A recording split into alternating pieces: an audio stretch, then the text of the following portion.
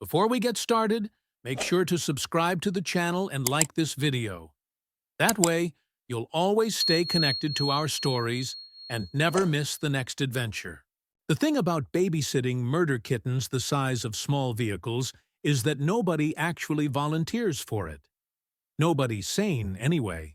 But Linnea had signed up for the duty rotation without hesitation, without even that telltale pause that most humans did when they read the words Orathi Juvenile Care Assignment on the duty roster. The pause that said, "Oh hell, those things have 6 legs and teeth like combat knives, don't they?" Yeah, they did. Galleon's Reach hung in the neutral zone between 12 different territorial empires, like a drunk acrobat pretending to have balance. The station itself was a diplomatic marvel, or a bureaucratic nightmare, depending on whether you worked in the council chambers or had to actually make the thing function. Multi-species cooperation, they called it. A gorgeous experiment in whether sentient beings could share space without immediately establishing who had the biggest teeth. Spoiler alert, it was the Orathi. Always the Orathi. The new integrated care facility had been someone's bright idea for fostering cross-species tolerance. Take the offspring of various species, house them together during their formative phases, let them socialize, build bridges before prejudices calcified. Noble concept, absolutely terrifying in execution, particularly when you mixed apex predators with, say, the Nillian young, who were basically sentient pudding cups at that age. Linnea stood in the feeding bay at 0500 station time, before the morning shift officially started, before anyone else had even considered rolling out of their bunks. The reinforced doors hissed open, and 6 pairs of multifaceted eyes turned toward her in the gloom. 6 massive shapes uncoiled from their resting platforms, crystalline manes catching the emergency lighting and scattering it into rainbow fragments across the walls. The cubs were 3 months old, each already massed around 90 kilograms.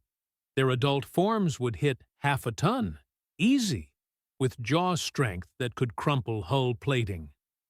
Right now, they were awkward, all oversized paws and uncoordinated limbs, occasionally face-planting when their 6 legs didn't quite agree on a direction. Right now, they were also very, very hungry. "Morning, you little nightmares," Linnea said, her voice carrying that specific tone humans reserved for things that were both adorable and capable of accidental dismemberment. She moved to the nutrition station, pulling up the feeding schedule on the interface. Standard issue rations for Orathi juveniles scrolled across the screen. Synthetic protein blocks and vitamin supplements. She ignored it completely. Instead, she opened her personal locker, the one she paid extra to maintain in the facility, and pulled out containers of imported Orathi nutrition paste, the premium kind that cost more per kilogram than her monthly entertainment budget. The kind that had actual meat proteins, actual nutrients, the stuff that made crystalline manes grow in thick and strong instead of brittle and sparse. The cubs pressed closer, their rumbling purrs vibrating through the deck plating. The sound was like geological processes, like continental drift set to a tempo. Yeah, I know," Linnea muttered, measuring out portions with meticulous care. "You're all starving. You're all dying. The tragedy is unmatched in galactic history." She distributed the food into 6 bowls, checking each portion twice. The cubs had different growth rates, different caloric needs. She'd memorized them all. The smallest cub, the one with the chip in her left frontal main, got an extra scoop. She'd been lagging behind her clutchmates. Not anymore, though. 2 weeks of proper nutrition had her catching up nicely. Linnea set out the bowls in the feeding circle, stepping back as the cubs descended on their breakfast with the enthusiasm of natural predators who'd found prey. Which, From a certain philosophical standpoint, they had. She watched them eat, arms crossed, a small smile tugging at her mouth. She didn't notice Commander Felrin watching her from the observation window above. The Arathi male stood 2.4 meters at the shoulder, his crystalline mane fully mature, each strand thick as a human finger and sharp enough to cut. His 6 legs were planted in a stance that communicated threat assessment, the position his species used when evaluating potential dangers to their young.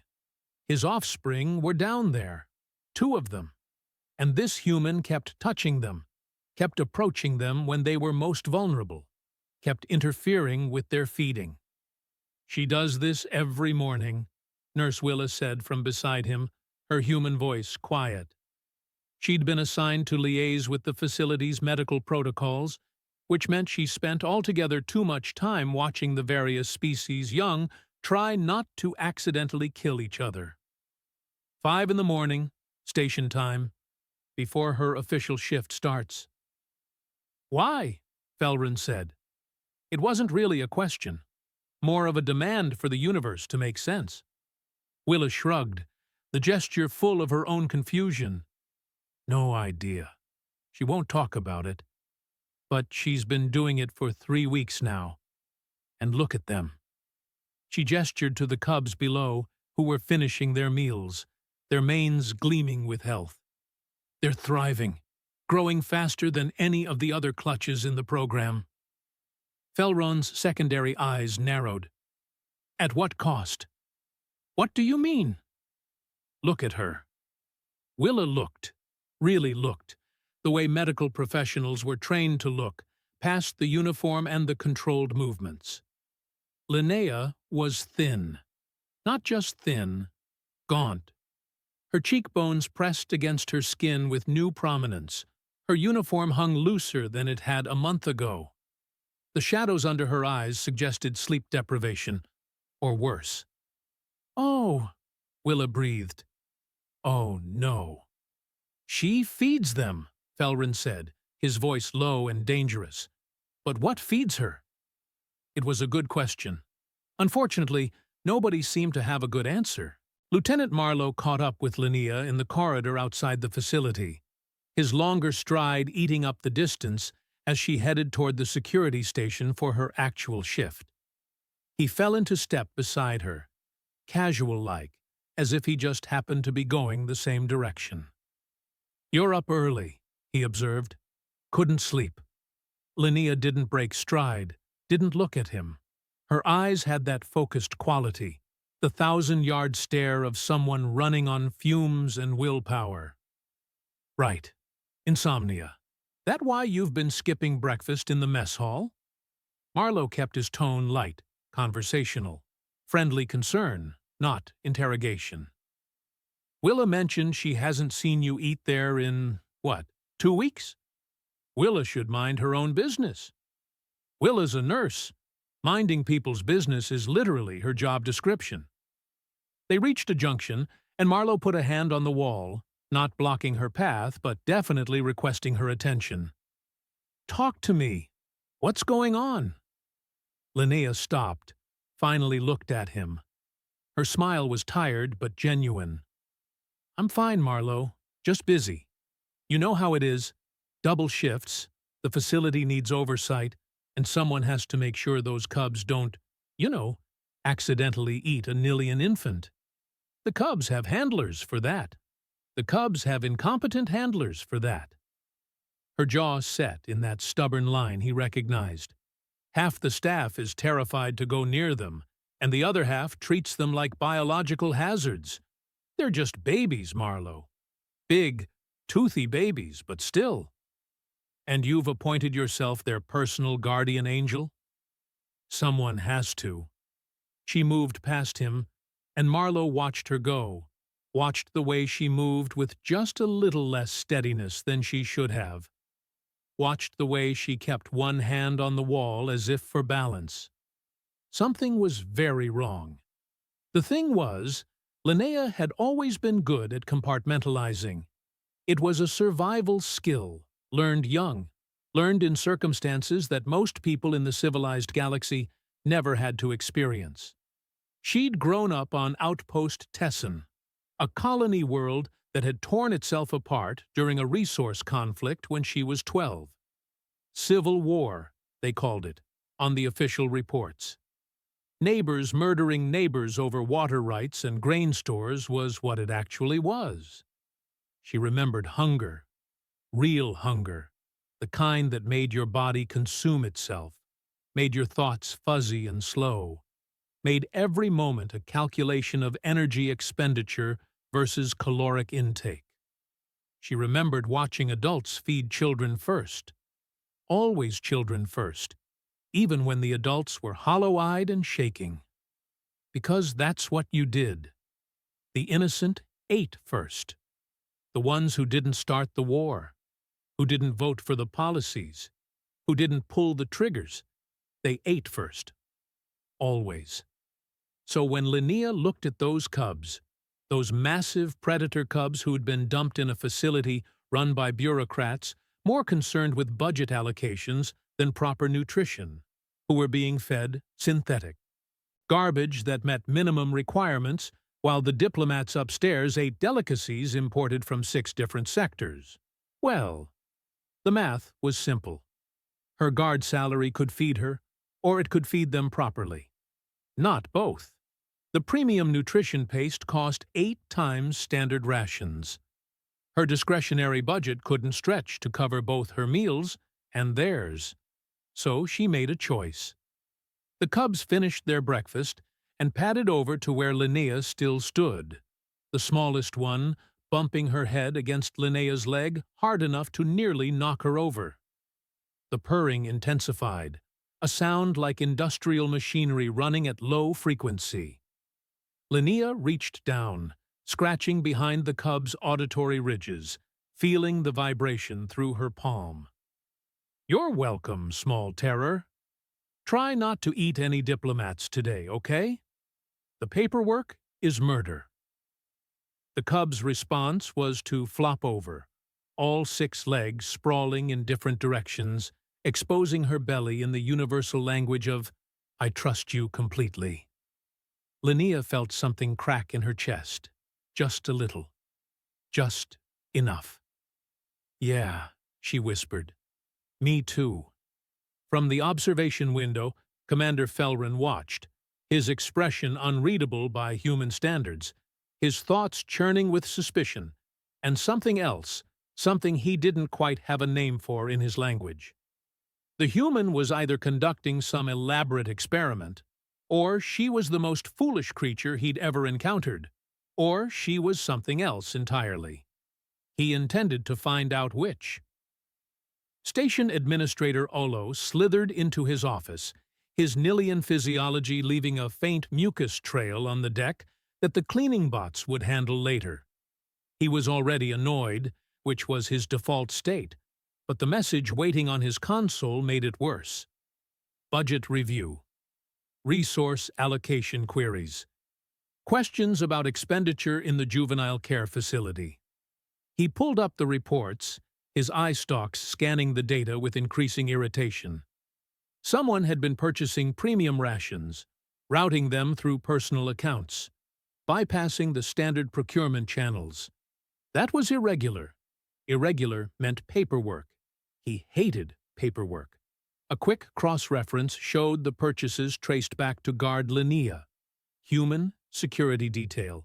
He pulled her file. Exemplary record, multiple commendations, no disciplinary issues. So why was she spending a small fortune on alien cubs that weren't her responsibility?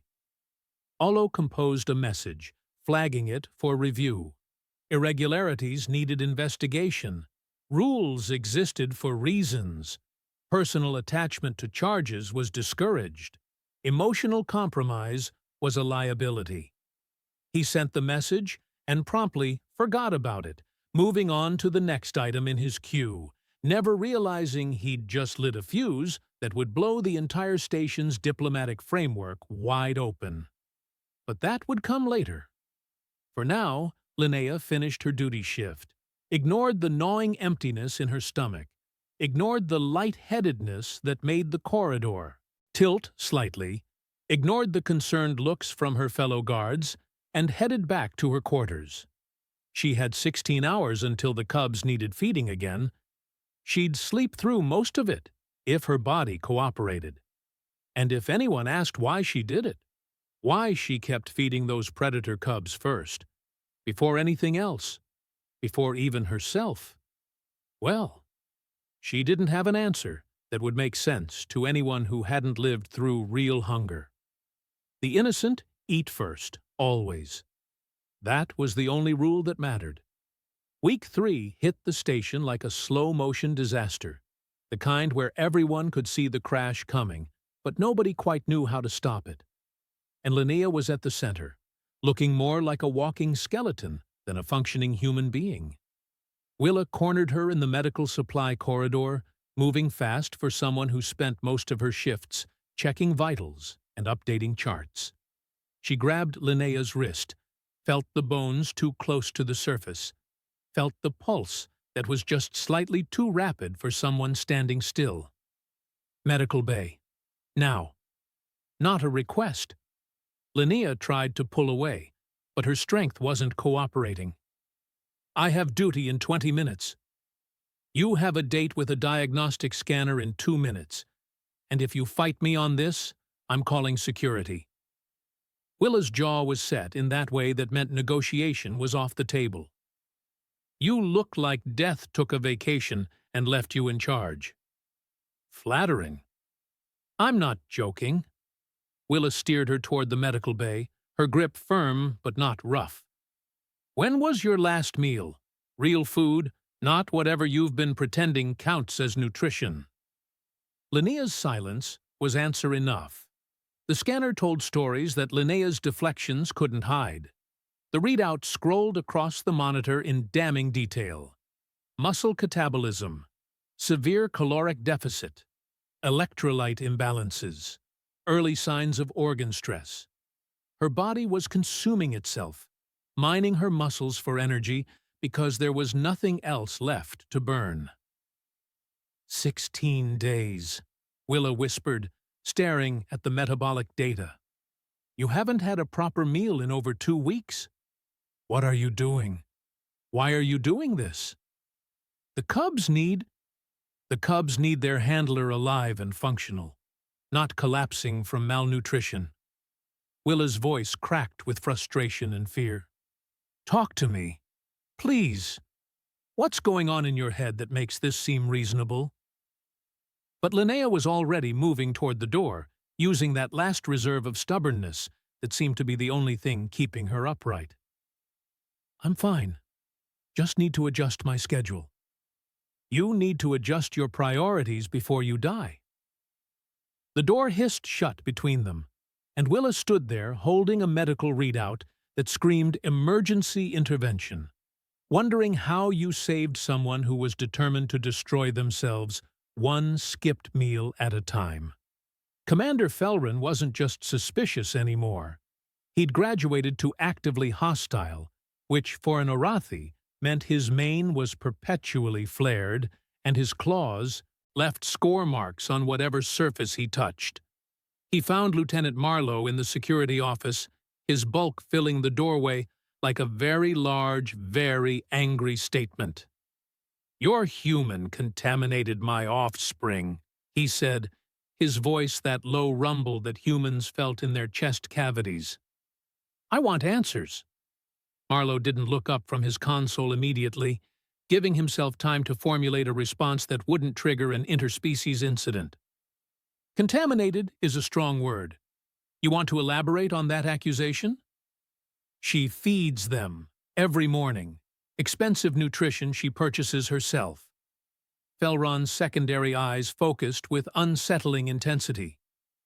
She watches them constantly, records their behavior, studies them like specimens. She tracks their health because she cares about them. Marlowe finally met the Arathi's gaze, keeping his posture relaxed, despite every instinct screaming that he was facing an apex predator. The notes are things like growth rates and appetite changes. She's not dissecting them. She's parenting them. She is not their parent. No, but she's the closest thing they've got on this station. Marlowe leaned forward. Most of the staff is terrified to get within 3 meters of your cubs. Linnea's the only one treating them like they're children instead of biohazards with teeth. Felron's mane rippled, a gesture Marlowe couldn't interpret. She starves herself to feed them. I have observed this. She brings food worth more than her income allows. She does not eat, only gives. This is abnormal behavior. That stopped Marlowe cold. His mind flashed back through the past weeks. Linnea's gaunt face, the way her uniform hung loose, how she'd stopped joining anyone for meals, how she always had an excuse, always had somewhere else to be. She's spending her food money on them, he said slowly, realization hitting like cold water. That's why she's not eating. She literally can't afford both. Yes, explain this. I can't. Marlowe stood, his decision crystallizing. But I'm going to find out. And then I'm going to stop it before she kills herself. Felron's posture shifted slightly, something that might have been approval or might have been continued threat assessment. Your species is confusing. Tell me about it. The thing about Linnea was that she'd built walls so high and so smooth that climbing them required equipment nobody had. Marlowe tried anyway, catching her after the morning feeding, physically blocking her path in the corridor. We're talking, right now. No deflection. His voice was gentle but immovable. Linnea stopped, looked at him with eyes that had shadows deep enough to hide secrets in. I have duty. You have me, right here, asking why you're starving yourself. Marlowe kept his hands visible, non-threatening. The cubs are thriving. You're dying. Connect those dots for me. They need proper nutrition during growth phases. Station rations are inadequate synthetic material that meets minimum requirements but doesn't optimize development. Real protein matrices, proper mineral balance, those things cost money. She recited it like a report, emotionless and factual. I ran the calculations. My discretionary budget covers their needs or mine. Not both. The choice was simple. The choice is insane. The choice prioritizes the vulnerable. Something flickered in her expression, something old and painful. They didn't ask to be here, didn't volunteer for this diplomatic experiment.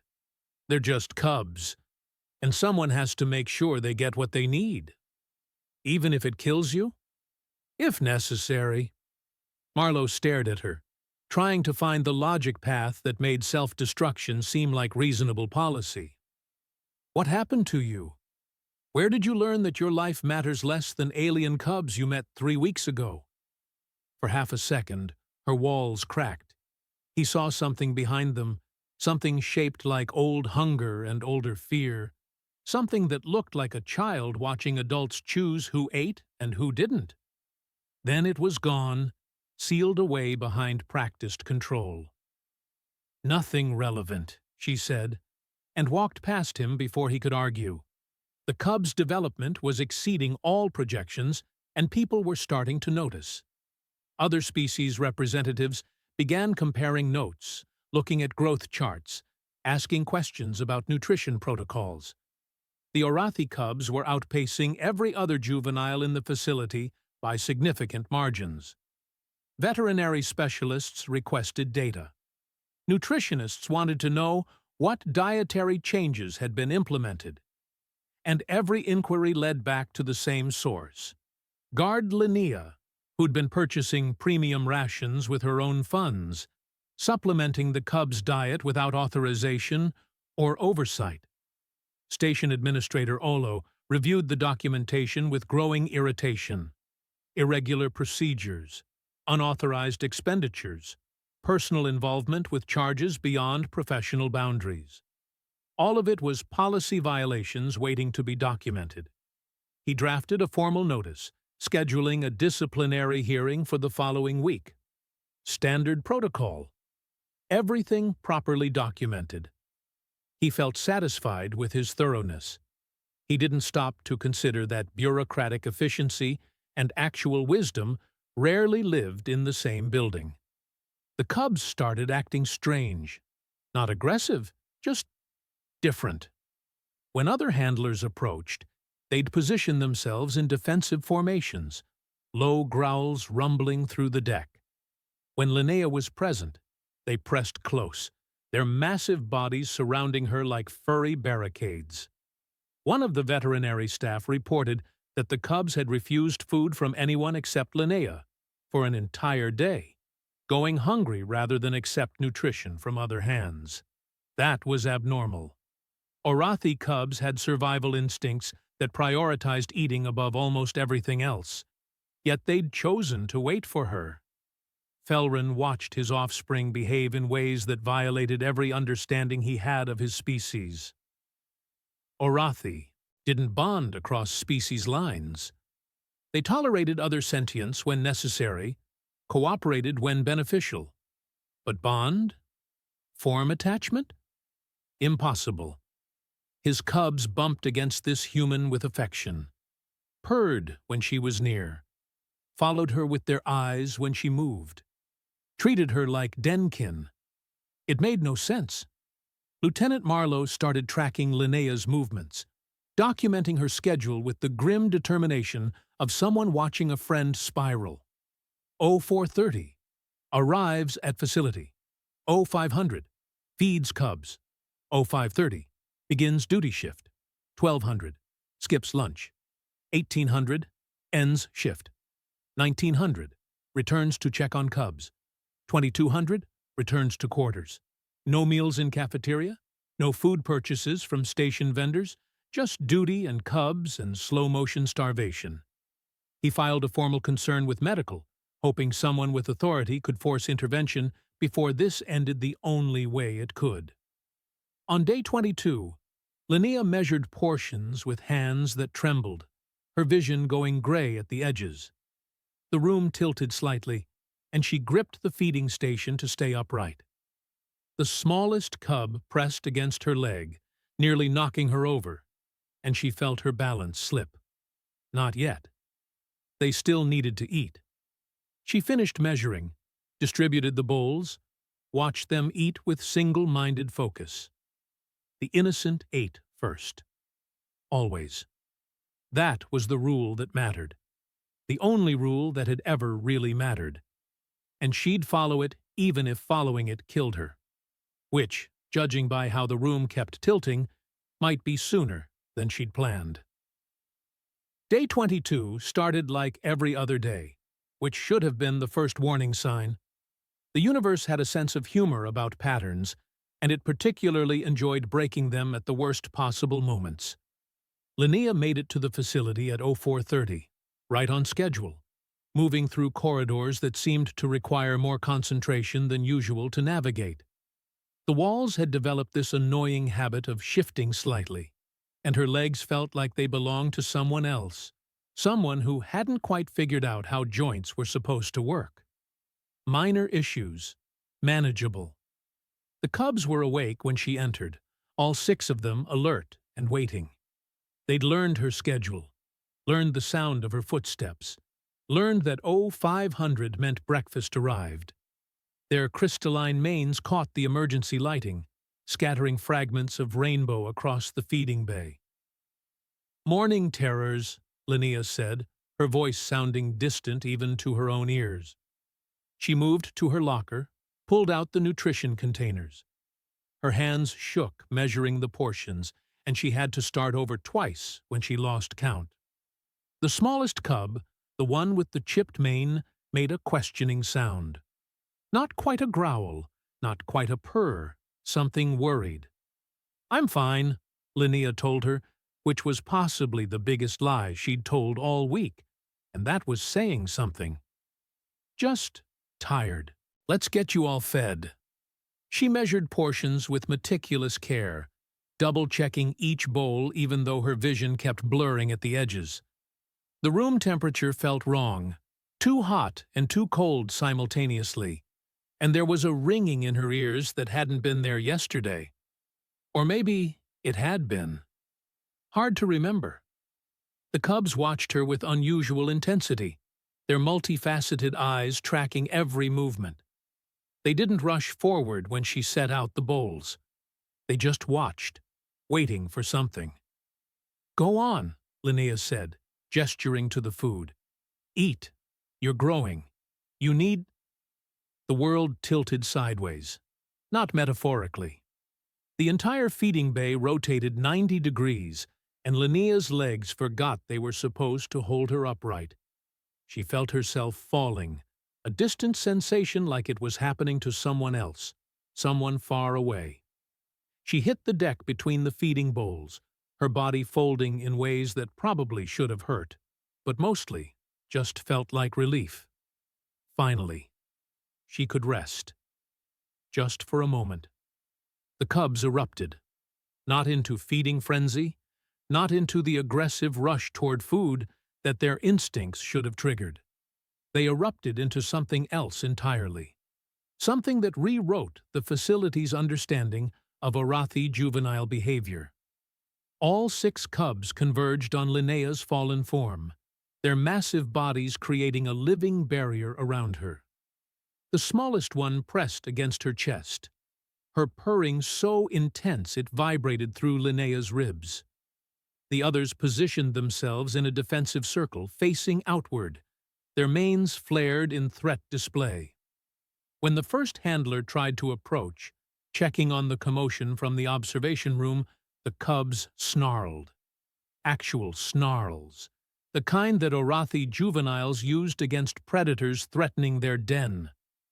The handler backed away fast, slapping the emergency alert. "We have a situation in the feeding bay," she reported, her voice shaking. Guard Linnea collapsed. The cubs won't let anyone near her. Commander Felrin was there within minutes, his 6 legs eating up distance with terrifying speed. He burst into the observation room, took one look at the scene below, and felt something shift in his understanding of the universe. His offspring, his cubs, had surrounded the human in a den guard formation, the most sacred defensive posture in Arathi culture, reserved for protecting clutchmates from mortal danger. They were treating her like family, like blood kin. "Get medical," he ordered. "Now." "The cubs won't let anyone approach." "They will let me approach. I am their sire." Felrin moved toward the access door, his mane settling into a specific pattern that signaled parental authority. "Get medical standing by. The human is dying."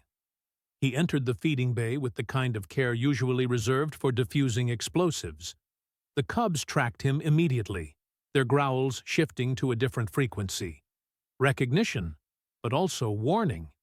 He was sire, yes, but he was also potential threat to their chosen denkin. "Peace, small ones," Felrin rumbled in Arathi, the deep frequency sounds that cubs responded to instinctively. "I come to help, not harm." The smallest cub, his daughter, made a distressed sound. She pressed harder against Linnea's chest, as if her body heat alone could fix whatever was broken. Felrin approached slowly, keeping his posture low and non-threatening. When he got close enough to see Linnea clearly, his breath caught. She was barely conscious, her skin pale enough to show veins, her breathing shallow and rapid. Her uniform hung on a frame that had lost dangerous amounts of mass. "What have you done to yourself, foolish human?" he murmured. Medical arrived with Dr. Geneva at the lead, her expression professionally calm in that way medical personnel had when everything was absolutely not calm. She stopped at the doorway, taking in the defensive wall of predator cubs. "I need to reach her," she said to Felrin. "They bonded to her. They will not permit—" "Then make them permit it, Commander, because she's got maybe 10 minutes before her organs start shutting down from malnutrition." Geneva's voice was sharp, cutting through the careful diplomacy. Those cubs can bond to her corpse if they don't move. Felron turned to his offspring, rumbling commands in frequencies that made the deck plates vibrate. The cubs responded with distressed sounds, but slowly, reluctantly, created a gap large enough for Geneva to slip through. She dropped beside Linnea, scanner already out, hands moving with practiced efficiency. The readout made her swear in 3 languages. Severe malnutrition, dehydration, hypovolemic shock. Her body's been cannibalizing muscle tissue for weeks. Geneva slapped an emergency IV port into Linnea's arm, connecting fluids that would buy them time. How did nobody notice this? How did this get this bad? She hid it, Marlowe said from the doorway, his face pale. She got very good at hiding it. Geneva worked with the focused intensity of someone fighting death itself, stabilizing Linnea enough for transport, while the cubs watched with distressed whines. When the medical team moved to lift her onto the stretcher, the smallest cub tried to follow, her claws scoring marks in the deck. "No!" Felron commanded, physically blocking her path. "They will help her. Let them help." The cub keened, a sound of pure anguish, and the others joined in. The feeding bay filled with the sound of Arathi cubs mourning, a frequency that carried pain across species barriers. They transported Linnea to medical with an escort of worried staff and one very large Arathi commander. Geneva ran full diagnostics, the machines painting a picture that got worse with each readout. Her stomach is empty, completely empty, and based on gastric tissue analysis, Geneva looked up, her expression grim. It's been empty for weeks. She hasn't eaten anything substantial in over 20 days. That's not possible, Marlowe breathed. Humans can't. Humans can, when they're stubborn enough, and desperate enough, and convinced they have a good reason. Geneva pulled up Linnea's medical history, scrolling back. She grew up on Outpost Tessin. The colony had a civil war when she was 12. Food rationing, starvation protocols, the works. The pieces clicked together with horrible clarity. She learned to go without, Felron said slowly. She learned that some survive by starving, so others may eat. And she never unlearned it. Geneva's hands were steady on the controls, but her voice shook. She's been applying survival logic from a war zone to peacetime, prioritizing the cubs because, in her mind, that's the only choice that makes sense. Station Administrator Olo arrived, slithering into medical with official concern and official questions. "I received an emergency alert. What's the situation?"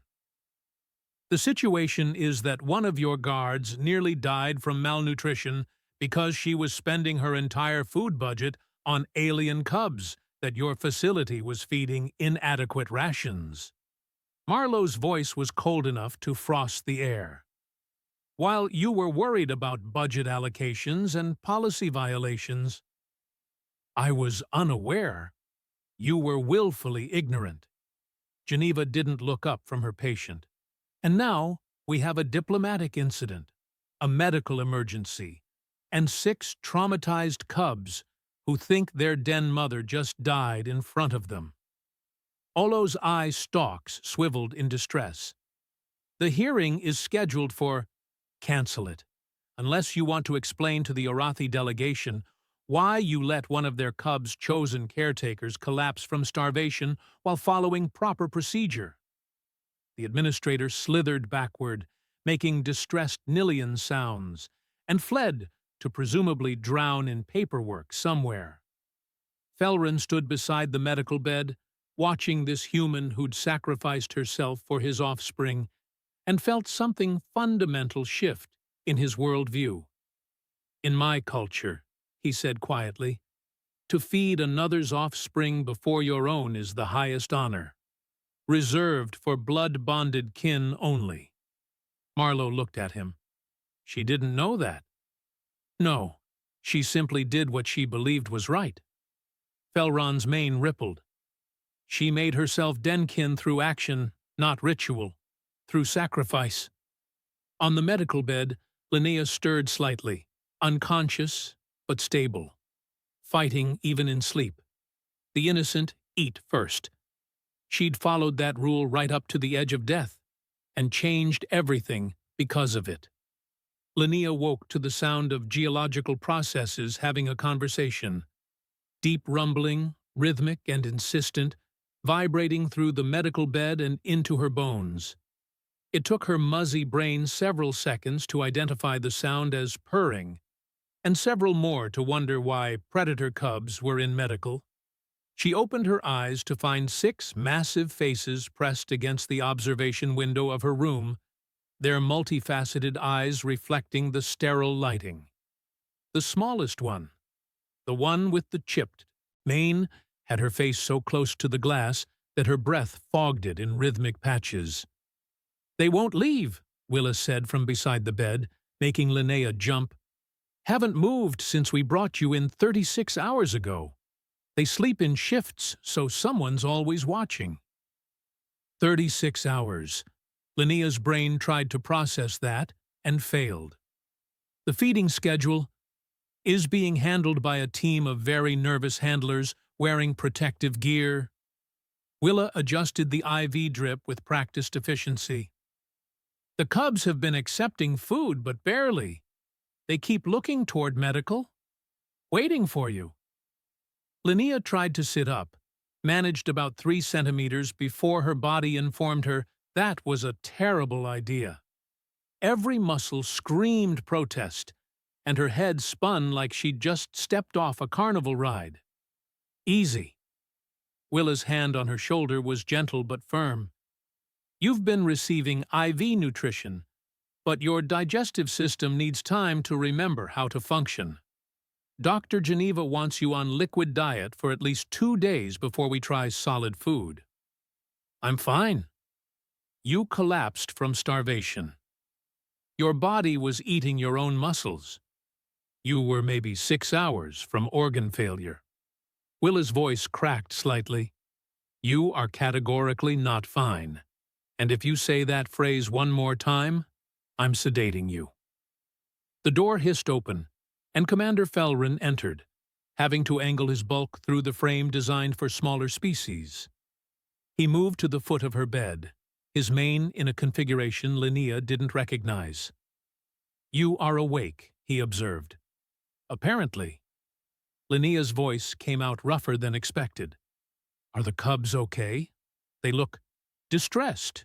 "Yes, because their chosen den mother nearly died." Felron's secondary eyes fixed on her with unsettling intensity. "Explain yourself, human. Why did you starve yourself to feed my offspring? They needed proper nutrition. Station rations weren't adequate. So you sacrificed yourself."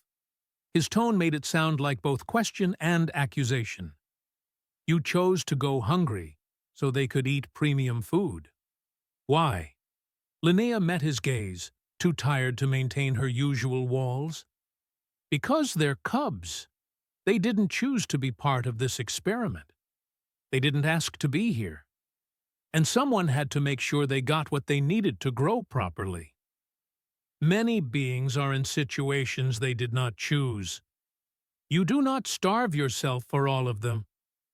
I could actually help these ones." Her voice was quiet, honest, in the way exhaustion made people honest.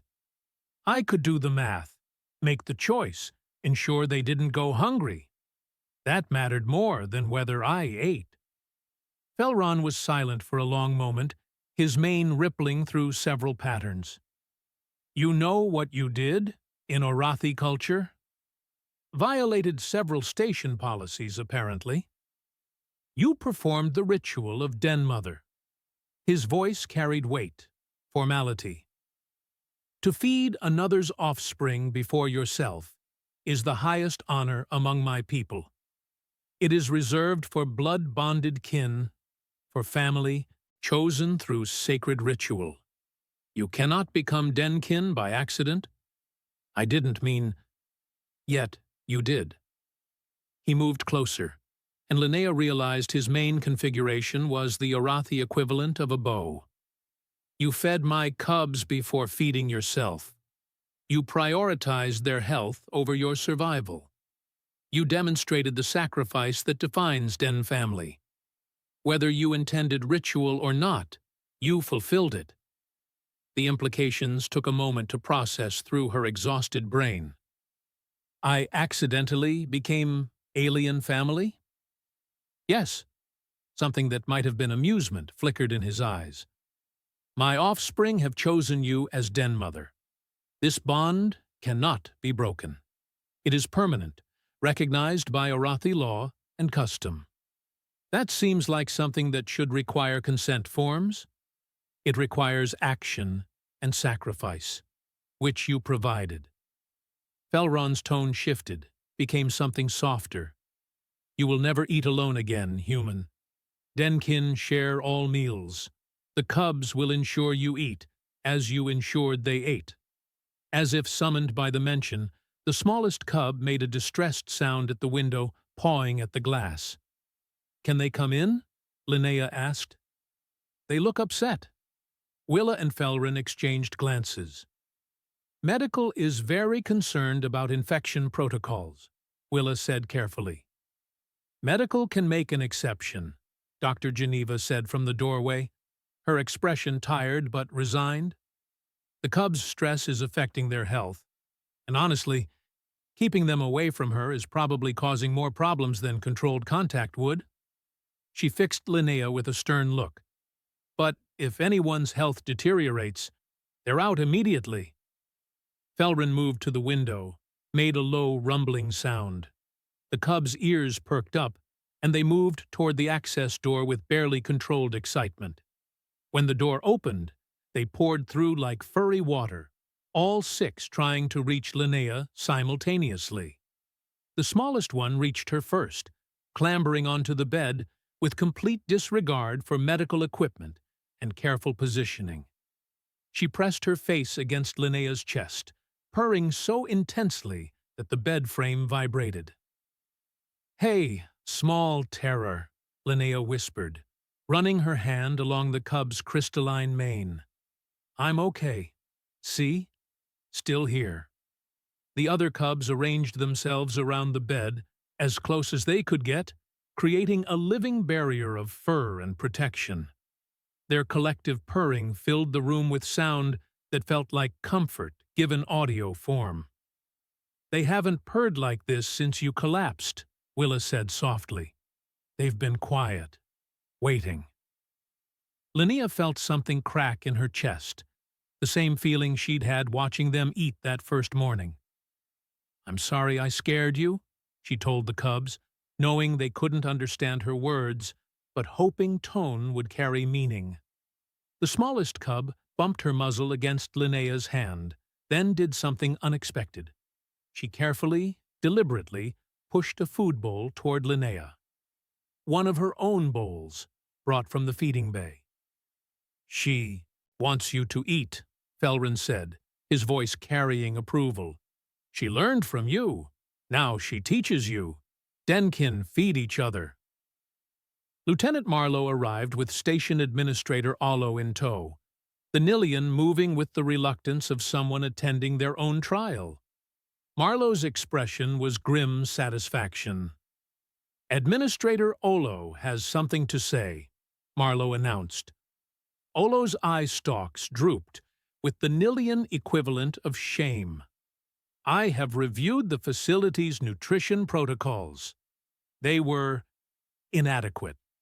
Cost-cutting measures that met minimum requirements, but failed to provide optimal development nutrition for growing juveniles." He produced a data pad with trembling appendages. "I am implementing immediate reforms. All juveniles will receive premium nutrition. The budget has been adjusted." "How generous," Geneva said dryly. only took someone nearly dying to make you notice. I also must inform Guard Linnea that the disciplinary hearing has been cancelled. In light of recent revelations, your actions are being reviewed as— Olo searched for words. Exceptional dedication, rather than policy violation. How convenient that nearly killing herself through dedication gets reclassified once it creates political awkwardness, Marlowe observed. Felron's mane flared. There is more. The Orathi delegation has been informed of these events. They request formal recognition of Linnea as den mother to my offspring. This carries significant political status within Orathi space. I accidentally became important? Linnea's exhausted brain struggled with the concept. You became family. Family is always important. Felron moved closer to the bed, and in a gesture that made Willa inhale sharply, he lowered his head, exposing his throat. The ultimate vulnerability for a predator species. I offer apology for my suspicion. I thought you experimented on my cubs. I did not understand you were saving them. I wasn't trying to save anything, just trying to make sure they ate properly. That is what saving looks like, human. Small actions, repeated. Sacrifice, given freely. He raised his head, his expression carrying something like respect. My cubs will never forget hunger exists, because you taught them. They will never forget that some choose to starve, so others may eat. You made them better than we could alone. The smallest cub chose that moment to push the food bowl more insistently toward Linnea, making demanding sounds. She's very insistent, Geneva observed with amusement. Denkin ensure all members eat, Felron explained. She will not rest until you consume food in her presence. It is instinct now, learned from your example. So I'm going to have 6 massive predators monitoring my meal schedule? Linnea asked. Permanently, Felron confirmed. Congratulations. You have acquired the galaxy's most intimidating nutritionists. Marlowe laughed, the sound carrying relief and exhaustion. Only you could accidentally become alien royalty by starving yourself. Very on-brand, Linnea. I didn't mean to. You never mean to. You just do what seems right, consequences be damned. He moved to the bedside, his expression serious. But you're eating now. Regular meals. Doctor's orders, Denkin insistence, and my personal supervision. Clear? Clear, Linnea agreed, too tired to argue. The smallest cub purred approval, settling more firmly against Linnea's side. The others arranged themselves in a protective circle. 6 sets of eyes watching with devotion that crossed species barriers. Outside the window, station personnel gathered, watching the unprecedented scene. A human guard, surrounded by Orathi cubs, all of them together, all of them choosing each other. You know what this means for interspecies relations? Olo asked nervously. The Orathi have never recognized non-Orathi as family before. This could change diplomatic frameworks across multiple sectors. Good, Geneva said firmly. Maybe more species will learn that sometimes the most important thing you can do is make sure someone else eats, even when you're hungry. Linnea closed her eyes, feeling the warmth of 6 massive cubs around her, feeling the vibration of their purring, feeling safer than she'd felt in years. The innocent ate first. She'd followed that rule to the edge of death and found family waiting on the other side. Turned out, sometimes the universe rewarded the people who went hungry, so others wouldn't have to. Even if the reward came with 6 furry bodyguards who would absolutely ensure she never skipped a meal again.